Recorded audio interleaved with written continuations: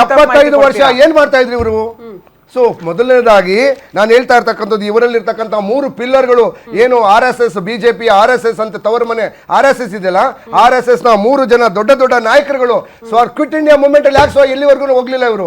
Quit India movement ಅಲ್ಲಿ ಬ್ರಿಟಿಷರ ಜೊತೆ ಕೈ ಜೋಡಿಸಿ ಇಲ್ಲ ನಾವು ನಿಮ್ಮ ಜೊತೆ ಏನು ನಿಮ್ಮ ವಿರುದ್ಧ ಬರೋಲ್ಲ ಅಂತೇಳಿ ಅದರ ಕ್ವಿಟ್ ಇಂಡಿಯಾ ಮೂವ್ಮೆಂಟ್ ಇಂದ ದೂರ ಉಳಿದಂತ ಹೆಗ್ಡೆವಾರ್ ಅವರು ಯಾಕಿಂದ ನಿಂತ್ಕೊಂಡು ಕೇಳಿ. ಸೊ ಅದೇ ರೀತಿ ಇದ್ದಂತ ಗೋಲ್ವಾರ್ಕರ್ ಅವರು ಕ್ಲಿಯರ್ ಆಗಿ ಹೇಳ್ತಾರೆ, ಇಂಟರ್ನಲ್ ಮೆಸೇಜ್ ಕೊಡ್ತಾರೆ ಅವ್ರಿಗೆ, ಎಲ್ಲ RSS ಕಾರ್ಯಕರ್ತರಿಗೆ ಒಂದು ಮೆಸೇಜ್ ಕೊಡ್ತಾರೆ, ನೀವು ಸ್ವಾತಂತ್ರ್ಯ ಹೋರಾಟದಲ್ಲಿ ಪಾಲ್ಗೊಳ್ಬೇಡಿ, ನೀವು ಸ್ವಾತಂತ್ರ್ಯ ಹೋರಾಟದಲ್ಲಿ ಪಾಲ್ಗೊಳ್ಬೇಡಿ, ನಾವು ಬ್ರಿಟಿಷರ ಜೊತೆ ಕೈ ಜೋಡಿಸಿದೀವಿ ಅಂತೇಳಿ. ಇದೋಕೆ. ಮೂರನೇ ವಿಚಾರ, ಬ್ರಿಟಿಷರ ಜೊತೆ 1943ರಿಂದ 45ರವರೆಗೆ 3 ಪ್ರಾವಿನೆನ್ಸ್ ಅಲ್ಲಿ ಬ್ರಿಟಿಷರ ಜೊತೆ ಸೇರ್ಕೊಂಡು ಅಧಿಕಾರ ಮಾಡ್ತಾರಲ್ಲ, ಅವಾಗೆಲ್ಲ ಹೋಗಿದ್ದು ಅವರ ನೈತಿಕತೆ. BJP ಅವರ ಈ ಬೂಟಾಟಿಕೆ ನಾಟಕಗಳು ನಿಲ್ಬೇಕು.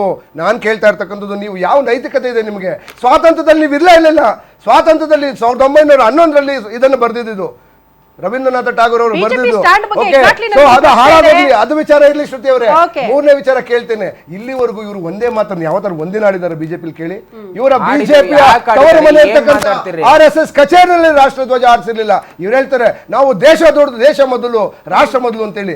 ರಾಷ್ಟ್ರ ಮೊದಲು ಅಂತ ನಿಮ್ಮ ತವರು ಮನೆಯಲ್ಲಿ ಯಾಕೆ ಸ್ವಾಮಿ ನೀವು ರಾಷ್ಟ್ರಧ್ವಜ ಆರಿಸಿಲ್ಲ? ನೀವು ಯಾಕೆ ಒಂದೇ ಮಾತರಂ ಬಗ್ಗೆ ಕಾಂಗ್ರೆಸ್ನ ಎಲ್ಲಾ ಕಾರ್ಯಕ್ರಮದ ಮೊದಲನೇ ಗೀತನೇ ಅದು.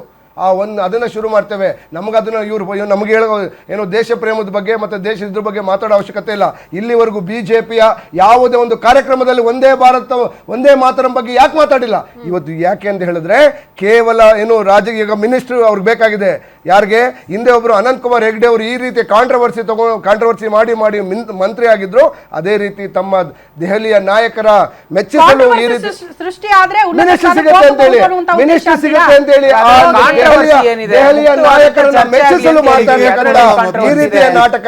ಮಾನ್ಯ ಹೆಗ್ಡೆ ಇವರವರೇ, ಏನು ಇನ್ನು ನೀವು ಸಭ್ಯರು ಅಂತ ಇಲ್ಲಿವರೆಗೂ ರಾಜ್ಯ ಜನತೆ ಅನ್ಕೊಂಡಿದ್ರು. ದಯವಿಟ್ಟು ಈಗಲಾರು ರಾಜ್ಯ ಜನತೆಗೆ ಕ್ಷಮೆ ಕೇಳಿ. ಆಕ್ಚುಲಿ ನಿಮ್ಮ ಮೇಲೆ ಏನು ಸೆಡಿಷನ್ ಕೇಸ್ ಹಾಕ್ಬೇಕು. ಯಾಕೆ ಅಂತಂದ್ರೆ ಈ ದೇಶ ದ್ರೋಹದ ಹೇಳಿಕೆಯನ್ನು ಹೇಳಿದಿರಿ, ರಾಷ್ಟ್ರಗೀತೆಯ ಬಗ್ಗೆ ಏನು ಹೇಳಿಕೆಯನ್ನು ಹೇಳಿದಿರಿ, ನಿಮ್ಮನ್ನ ಕೂಡಲೇ ಜೈಲ್ಗೆ ಹಾಕ್ಬೇಕು. ಅವರು ಓಪನ್ ಆಗಿ ಹೇಳಿದ್ದಾರೆ ಬಿಟ್ರೆ ಈ ಹಿಂದಿನಿಂದಲೂ ಕೂಡ ಆಂತರಿಕವಾಗಿ ಈ ಬಗ್ಗೆ ಚರ್ಚೆಗಳಾಗ್ತಾ ಇತ್ತು. ಓಪನ್ ಆಗಿ ಯಾರು ಚರ್ಚೆ ಮಾಡ್ತಾ ಇರಲಿಲ್ಲ. 75 ವರ್ಷ ಕಡಲೆ ಬೀಜ ತಿಂತಾ ಇದ್ರು. 75 ವರ್ಷ ಎಮ್ಮೆ ಕಾಯ್ತಾ ಇದ್ರು. 75 ವರ್ಷ ಬಿಜೆಪಿಯ ನಾಯಕರು ಎಮ್ಮೆ ಕಾಯ್ತಾ ಇದ್ರ. ಓಕೆ ರಘು ಸರ್, ಅದ್ರ ಬಗ್ಗೆ ನಾನು ಖಂಡಿತ ಉತ್ಕರ್ಷ್ ಅವ್ರ ಹತ್ರ ರಿಯಾಕ್ಷನ್ ತಗೊಳ್ತೀನಿ. ನಮ್ಮ ಜೊತೆಗೆ ನಾಗೇಂದ್ರ ಬಾಬು JDS ವಕ್ತಾರರು ಇದ್ದಾರೆ. ಸರ್, ತಮ್ಮ ರಿಯಾಕ್ಷನ್ ಏನು ಸರ್ ಈ ಸ್ಟ್ಯಾಂಡ್ ಬಗ್ಗೆ? ಜನಗಣ ಮನ ಅನ್ನೋದು ಇವತ್ತು ರಾಷ್ಟ್ರಗೀತೆಯಾಗಿ ಇವತ್ತು ಏನಿದೆ, ಇವತ್ತು ಎಲ್ಲರ ದೇಶದ 47 ಕೋಟಿ ಜನ ಕೂಡ ಇವತ್ತು ಅದನ್ನ ಆಡ್ತಾ ಇದ್ದಾರೆ. ಪ್ರತಿದಿನ ನಾನು ಸ್ಕೂಲ್ ಮೊಟ್ಟ ಮೊದಲ ಆಡೋದೇ. ಇವತ್ತು ವಿಶ್ವೇಶ ಕಾಗೇರವರು ಹೇಳಿರೋದೇನು ಅಂತಂದರೆ, ಎಲ್ಲೋ ಒಂದು ಕಡೆ ಜನಗಣ ಜನತೆ ನಿಲ್ಲಿಸ್ಬಿಡಿ ಅಂತ ಹೇಳಿಲ್ಲ, ಅದು ತೆಗೆದಾಕ್ಬಿಡಿ ಅಂತ ಹೇಳಿಲ್ಲ, ಅದು ಬೇಡ ಅಂತ ಹೇಳಿಲ್ಲ. ಒಂದೇ ರಾತ್ರಿ ಮನ್ನತೆ ಕೊಟ್ಟಂಗೆ ಜನಗಣತಿಗೂ ಕೂಡ ನಾವು ಕೊಡಬೇಕು ಅಂತ ಅವ್ರು ಹೇಳ್ತಾ ಇರೋದು. ಇಲ್ಲಿ ಕಾಂಗ್ರೆಸ್ ಅವರು ಬರೀ ಮಾತು ಹೇಳಿಕೆಗೆ ಇಷ್ಟೊಂದು ಉಗ್ರವಾಗಿ ಖಂಡನೆ ಮಾಡಿದ್ರೆ ಸ್ವತಃ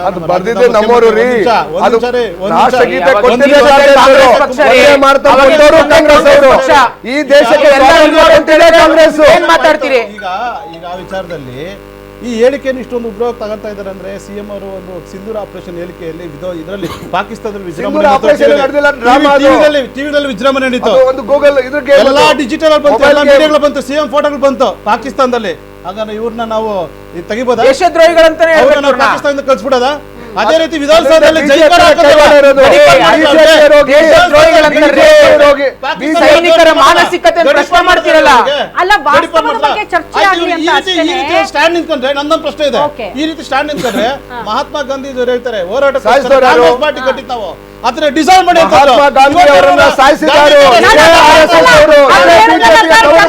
ತುಂಬಾ ವಿಚಾರಕ್ಕೆ ಸಂಬಂಧಪಟ್ಟಂತೆ ಈ ಹಿಂದಿನಿಂದ ಆಗ್ತಾನೆ ಇದೆ.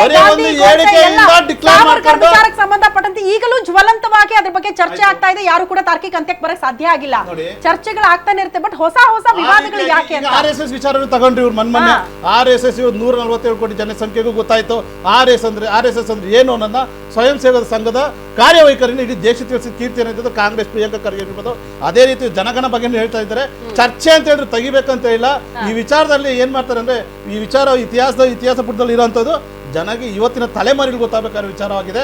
ಹಂಗಾಗಿ ಈ ವಿಚಾರ ತಾರ್ಕಿಕ ತಗೊಂಡು ಹೋಗ್ತಾ ಇದ್ದಾರೆ. ಕಾಂಗ್ರೆಸ್ ಅವರು ಯಾವತ್ತೂ ಅಷ್ಟೇ ಒಂದು ಅಭಿವೃದ್ಧಿ ಬಿಟ್ಟು ಅಭಿವೃದ್ಧಿ ಶೂನ್ಯ. ಇವತ್ತು ರೈತರು 9 ದಿವಸ ಆಗಿದೆ ಅಲ್ಲಿ ರೈತರು ಪಾಪ ಇವತ್ತು ಬೀದಿಯಲ್ಲಿ ಬಿದ್ದು ಸಿಎಂ ಹೋಗಕ್ಕಾಗ್ತಾ ಇಲ್ಲ.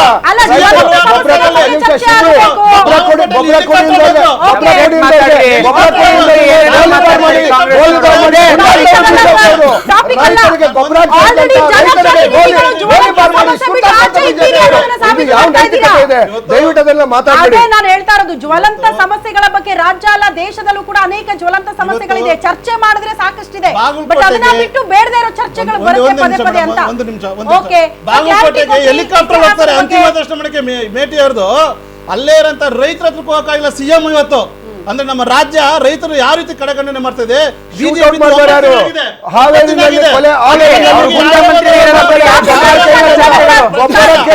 ಕೊಲೆ ಮಾಡ್ತಾರೆ ಯಡಿಯೂರಪ್ಪ ಸರ್ಕಾರ, ಇದೇ ಬಿಜೆಪಿ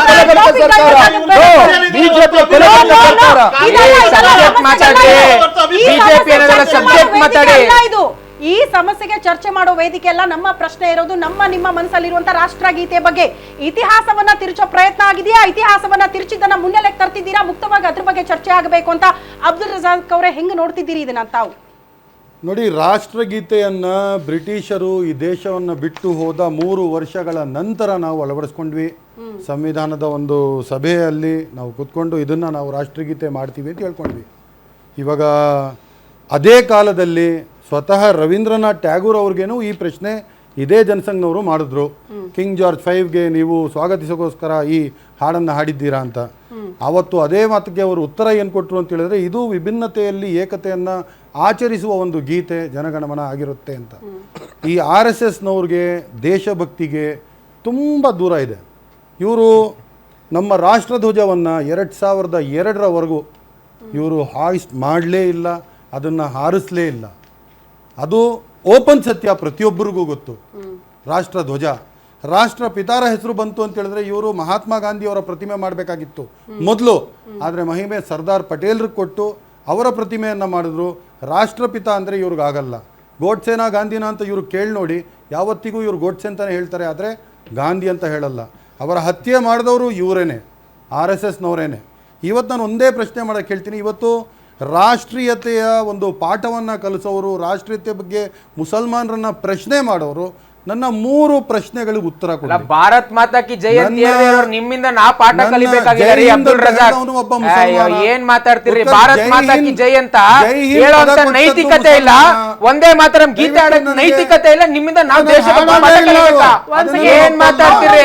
ಮೊನ್ನೆ ಜಮ್ಮು ಕಾಶ್ಮೀರ ನಿಮ್ಮ ಮುಸಲ್ಮಾನ್ ನಾಯಕರು ರಾಷ್ಟ್ರೀಯ ಸಿಂಬಲ್ ಅನ್ನ ಹೊಡೆದಾಕಿದ್ರೆ ಯಾಕೆ ಹೊಡೆದ್ರು? ನಿಮ್ಮಿಂದ ನಾವು ದೇಶಭಕ್ತಿ ಕಲಿಬೇಕಾ?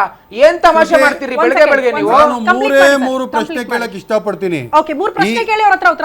ಈ ನಮ್ಮ ದೇಶದ ಸಂಸ್ಕೃತಿ ನಮಸ್ಕಾರ ಮಾಡೋದು.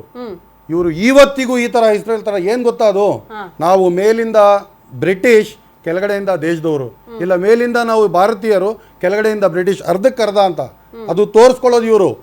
ಏನು ಅಂತ ಹೇಳಿದ್ರೆ ಈ ಸಲ್ಯೂಟ್. ಇದು ನಮ್ಮ ದೇಶದ ಇದು ರಾಷ್ಟ್ರೀಯತೆಯನ್ನ ಬಿಜೆಪಿ ಸಾಸಂಗಕ್ಕೆ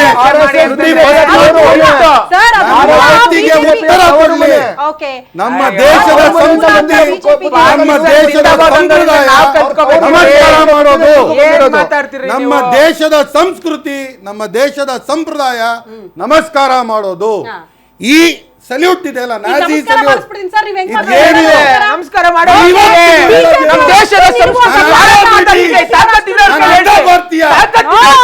ಮಾತಾ ಕಿ ಜೈ ಅಂತ ಹೇಳಿ ನೈತಿಕತೆ ಏನು? ನಾ ಪಾಠ ಕಲಿಬೇಕಾ? ಇದು ಭಾರತೀಯತೆನಾ? ಇದು ರಾಷ್ಟ್ರೀಯತೆನಾ? ಇದೊಂದು ಸಂಕೇತ ಏನು ಅಂತ ಹೇಳಿದ್ರೆ ಮರ್ಸಿ ಪೆಟಿಷನ್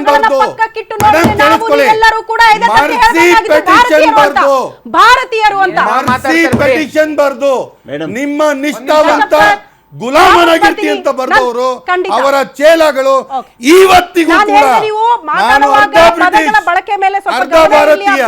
ಹಾಗಾದ್ರೆ ಸಲ್ಯೂಟ್ ಚೇಂಜ್ ಮಾಡಿ, ರಾಷ್ಟ್ರೀಯ ಗೀತೆ ಚೇಂಜ್ ಮಾಡಕ್ ಕೇಳೋರು ಅವರ ಸಲ್ಯೂಟ್ ಚೇಂಜ್ ಮಾಡಿ ನಮಸ್ಕಾರ ಮಾಡ್ಲಿ, ನಮಸ್ಕಾರ ಮಾಡ್ಲಿ. ಭಾರತ್ ಮಾತಾ ಕಿ ಜೈ ಅಂತ ಹೇಳಿ ನಿಮಗೆ ನೈತಿಕತೆ ಇದೆ. ದೇಶದ ಭಾರತ್ ಮಾತಾ ಕಿ ಜೈ ಅಂತ ಹೇಳಿ ಮಾಡಿ ನಿಮಗೆ ನೈತಿಕತೆ ಇದೆ.